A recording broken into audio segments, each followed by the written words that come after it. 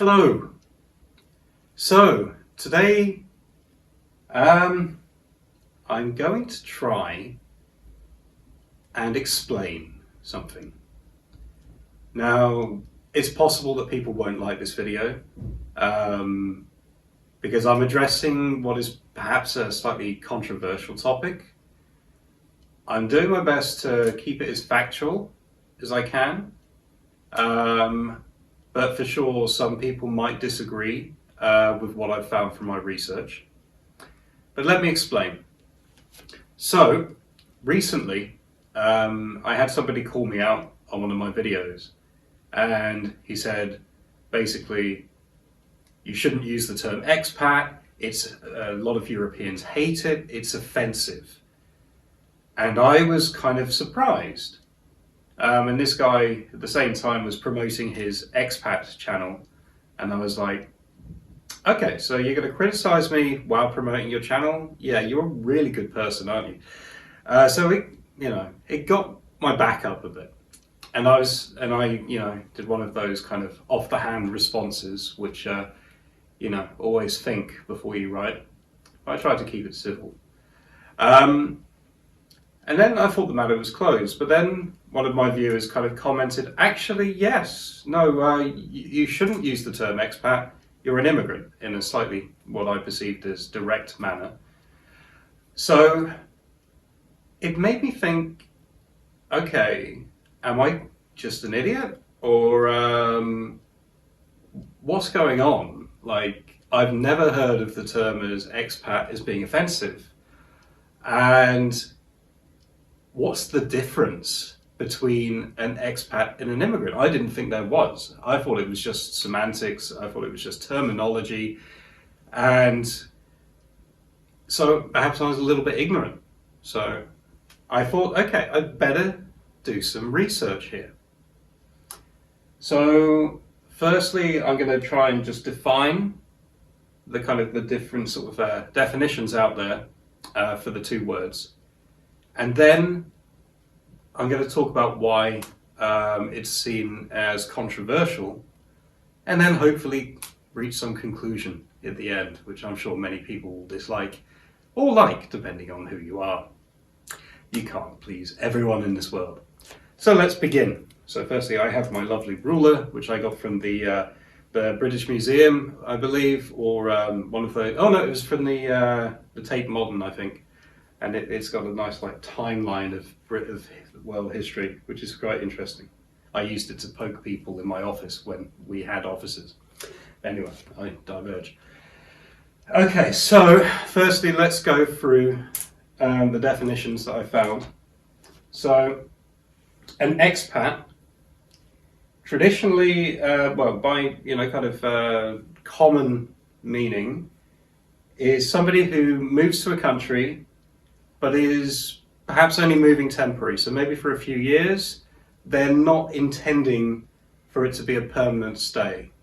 Whereas an immigrant is somebody who is planning to make it a permanent stay. So that I didn't know. So that was quite interesting. But also the term expat can be referred to people that are moved because of their work. So perhaps their company has told them to move somewhere, or their job has moved somewhere, and they followed that. So that was interesting. Okay, so let's go into the actual meaning behind the word. So expat, it comes from basically a couple of words in Latin. So ex, which is out of, patria, which is country or fatherland.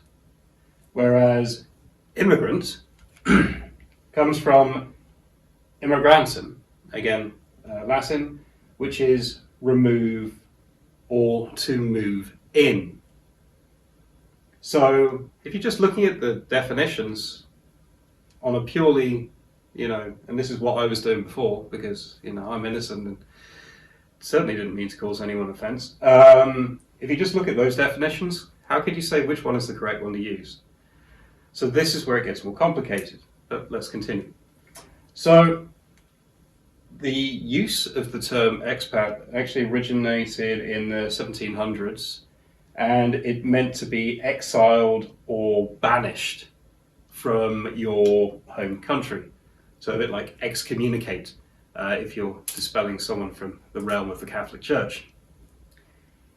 And then later on, it was coined in the middle 20th century by the British Civil Service when they were sending people abroad. And it was often when they were sending people abroad against their will. So I thought that was interesting.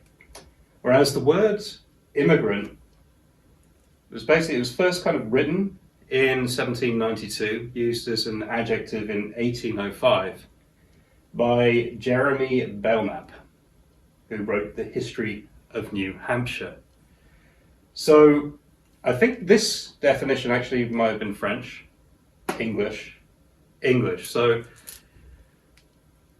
interesting. So basically the Brits are to blame for us having these different words in the first place, if you don't want to go and blame the Romans and the Latins of that time. So this was kind of like a part one. I'm just going to refresh my board with a few ideas, and I'll be back in a second. Okay, so now we get to the controversy surrounding the term expat. At this point I will apologise for my handwriting. It is terrible, and I'm not going to defend it. So there are a number of different articles, and they say that the term expat can be offensive for different reasons. Every article seems to have its kind of own agenda, as it were. So let's look at the different points that were raised. So there's a very famous article in The Guardian, which I think most people turn to, which is basically saying that if you're white, you can be classified as an expat, but if you're not white, you're generally not classified as an expat. So this is of course a perception, and more than likely has some basis in historical fact. Unfortunately, the world used to be it still can be a rather divided place in the way that people see things and the way that people interpret things. So for sure, I'm sure at one point this was quite correct. But I'd like to think now, maybe we've moved on a bit, but let's continue. So another point that was raised is that it can be a kind of a difference between the country where people are coming from. So you have I think there's like an Oxford definition where typically Australians, Britons, Americans, Canadians and Indians tend to use the term expat to describe themselves. Whereas people from, the definition is like less developed countries, and this is already absurd because, what about France, what about Germany, all of that kind of thing. But less developed countries would be considered immigrants. And I think this is the issue that was raised on my channel, because I think it's seen as a double standard. So often when somebody from, say, the UK comes to live in Poland, they could consider themselves an expat. Whereas if somebody from Poland is moving to the UK, they're considered an immigrant. Is either of those correct, or are they both correct? I always assumed that no matter where you're from in the world, and maybe this is my blind thinking, so we'll see, but like if somebody from Poland was living in the UK, are they not an expat from Poland? Whereas I'm an expat from the UK, somebody from Poland who lives in the UK could be an immigrant, and I could be an immigrant. So this is where it gets a bit dicey, and this is where a lot of people get a bit charged in their thinking. But anyway, we'll save that to the conclusion. And then another perception was perhaps the kind of work that people were doing. So whether they were going into like a more senior kind of perceived as educated role, or perhaps they were doing something which is perceived as more manual labor or kind of lower qualified. So again, it has that kind of connotation where expat is perhaps used for the more kind of educated or the higher status jobs, whereas immigrant would be used for the non-educated jobs. So again, I'm not going to try and defend the history here, but this is the perceptions that people can have, and this is why the term expat can be seen by some as being offensive. So I'm starting to understand now why some people get upset by the term expat. Should they get upset? I could say something very controversial right now, but I'm going to hold my tongue. So in the course of this study, I looked at a number of articles because I wanted to try and get a range of opinions, a range of views, and try and see more of the overall picture rather than just what each commentator was saying. And there was this one article I found which actually I liked the most, because it was more aligned with my way of thinking. So I'm not going to pretend that there isn't some bias here, but it was actually written by somebody from I believe America or the UK, I lose track, who was living in Germany, and he did his own research, and a lot of the points come from there. And he's written a series of myths, effectively, about what it means to be an expat. So next, I'm going to talk about that and what he says are myths and which shouldn't have, a proper basis in fact. So join me for part 3.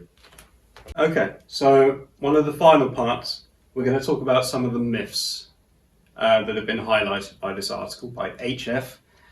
Maybe he hid his full name because of fear of backlash, because whenever you try to challenge anyone's thinking on something, especially if it's something that they believe deeply and they really think to be true, you're going to get backlash. And I'm probably going to get backlash for this video. I've accepted that at this point.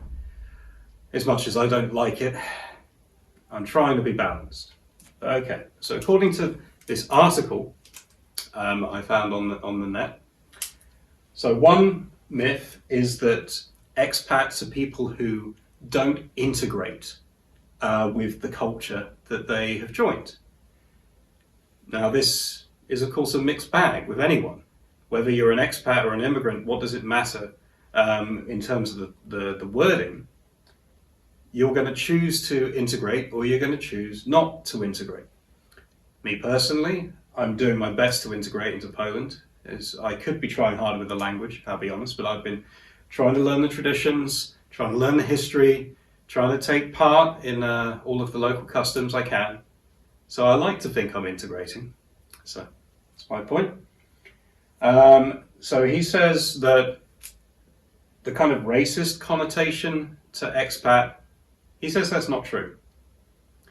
And he doesn't really go into a lot of defense against this, but he basically kind of implies that, that there's the kind of term that, people say, if you're white, you shouldn't call yourself an expat. And then he says, well, if you change that around, and if somebody said, well, you're black, you shouldn't be called an expat, it would be absurd, right? So what's the difference? I'm sure there are some people, and I'm not going to die on this, there probably are some people, especially historically, that may have had this thought in mind. So I'm not trying to say that this isn't true, but I like to think in an ideal world there would be no connection between these two terms. So again, He says that another myth is the term expat and an immigrant are mutually exclusive terms. He says no. Actually, you could apply both words to somebody. Why does one person have to be one and not the other? This is probably one of the other controversial points. Like, people like to label things, and it's like, you're this, you're that. Why can't you be both? If you look at the actual definition of the word, I would fit both categories. So why do I have to pick one and not the other? So then the fact that he says that this is like a white or elitist term, again, no. He highlights the story of this woman, Mariam, who came over from Pakistan, and she is famously quoted saying, "I am a Muslim expat, I am a black expat, I am a Pakistani expat." And she was proud to say these words and to challenge people's perceptions about this word. And I don't see why anyone, no matter which country they are from, could use the term expat. It shouldn't be exclusive. And maybe historically it was, but in this day and age, really, I like to think we've moved on. We've evolved beyond that way of thinking. And then finally, he says citizenship is a factor as to whether you're an expat or an immigrant. Again, he says no, that this doesn't make a difference. You can still be an expat or an immigrant. It doesn't matter on your citizenship status. So this article goes against a lot of the other articles I read.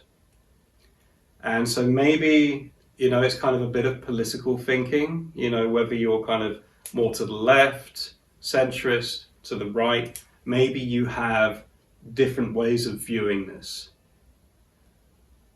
My personal way is, I don't care which term is applicable to me. If people want to call me an expat, I'm fine with that. If people want to call me an immigrant, I'm fine with that. I don't care. What I care about is when people tell me which term I should use. I don't like other people labeling me, and given the research I've done, they are wrong to label me. So I'm sorry, I'm going to use the terms interchangeably. If that offends somebody who's watching, I'm sorry, I'm not going to apologize. This is just the way I feel. And I like to think that I've demonstrated how that is a fair thing to make. One thing I would ask is, if you are going to be critical in the comments section, because a lot of people love to be critical in this day and age, at least do it in a constructive manner. If anything is personally insulting, I will report it to YouTube, just to warn you. I don't like to address controversial topics. This is meant to be what I found out and to try and give a balanced view. I'm not looking to upset anyone. I'm not necessarily looking to change anyone's point of view. I'm just trying to state some facts. But the problem with this whole topic is everyone has a slightly different opinion. I went around and I asked a whole series of colleagues and friends who live here in Poland and in the UK what they thought. And most of them were surprised when they heard expat is an offensive term. So it's not a universal thing. Everyone has a different point of view.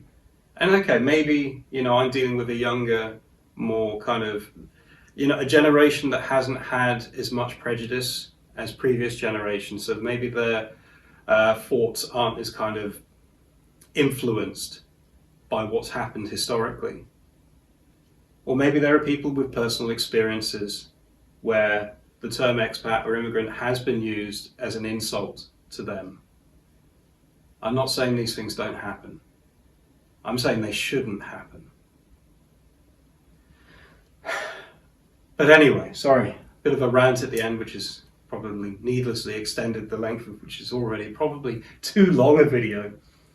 But thank you very much for watching. I hope that I haven't upset you with anything that I've said. That was not my intention. My intention was to try and give an informed opinion on this subject, rather than make it too personal. But thank you for watching. I think I've said what I need to say. Do widzenia, or should I say, do zobaczenia.